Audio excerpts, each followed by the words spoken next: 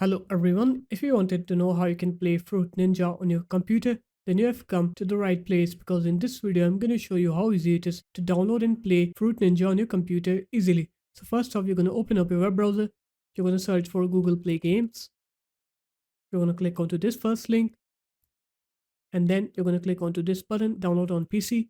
You're going to download and install Google Play Games up. And after you're done with the download and installation process, go ahead and open Google Play Games up. And then it will ask you to log your Google Play account in. So just go ahead and log in with your account.